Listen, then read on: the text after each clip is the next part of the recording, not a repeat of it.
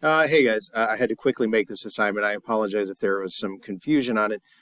This is our virtual assignment for researching primary sources. This link right here will take you to the Kimball Library, and it will take you specifically to this database, this page full of databases of primary sources. And what I want you to do is find a primary source. Now, a primary source is something that was created at the time that tells us about that time period. Whatever you're interested in, I'm preferring that it would come from American history, this early part of American history till about 1877. So for example, the Civil War would fall within that category. And here we have a database full of American Civil War letters. You can try to find something about the person that you're going to be interested in for your biography. Oh, look at apparently that one. Oh, there it is. It doesn't have to be. Now this is a database, and you can look at various things here. I would prefer something that would be kind of interesting. So there's a picture. You could look at a picture. This one looks like it has letters in there. So you just open up these databases. And then what you'll do is you'll find this source. And once you found the source, this is part one of the assignment, right? You found the source. You've looked at the database. This is part two. You found a source dealing with whatever you're interested in.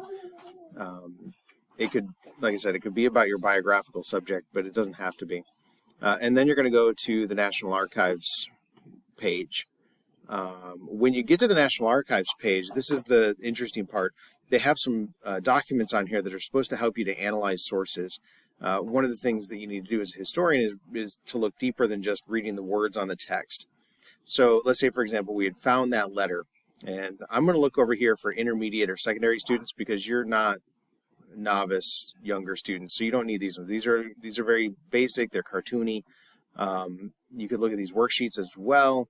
These ones I think are kind of interesting. There's also Spanish language. So we found a letter. So it could be a written document. An artifact would be a 3D model. A poster, of course, would be like something you'd see on a screen. Maps, cartoons, videos, sound recordings. So the best one that seems to fit is a written document. So I'm going to open this up. I can download the PDF if I want to download the PDF. You can highlight all of this and you can cut and paste it into a Word document.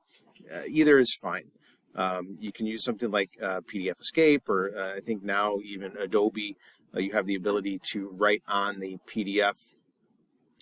But it helps us to break the document down into different chunks. So here you're just looking at the overall document. You're trying to get a feel for the overall document. All right, so it's a letter. And describe it as if you're explaining to somebody who can't see it. So you're trying to examine it in a way that you're being open-minded about it. Observe the different parts. Try to understand the different parts, and then how would you use it as evidence?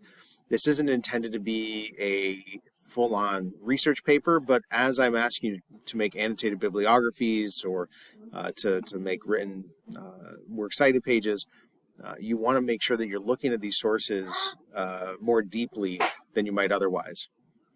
Once you've done that, and you've done that part of the assignment, you've gone to the National Archives, you've downloaded whichever one makes the most sense, then you, this is my little girl talking, then you're going to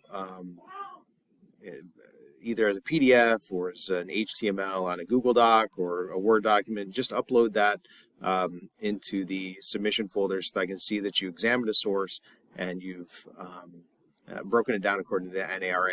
Now, you don't need to use the NARA to find the source. What you're doing is go to this link for the Kimball Library. The other thing that I asked you to do today was a little quiz. I think it's 9 multiple choice questions. It's all based on chapter 1. It's been a week, and I'm going to give you until Sunday to do both the Monday work and this work, so that hopefully by the time I see you in class on Monday, I'll see you in class on Wednesday because Monday we have off. So hopefully by the time I see you on Wednesday, we'll have a chance to discuss all the stuff that we did while we were virtually learning today, and I had to give you a little assignment because I was out on Monday. If you have any more questions, please let me know. But it's supposed to be an assignment to help you interact more with the primary sources.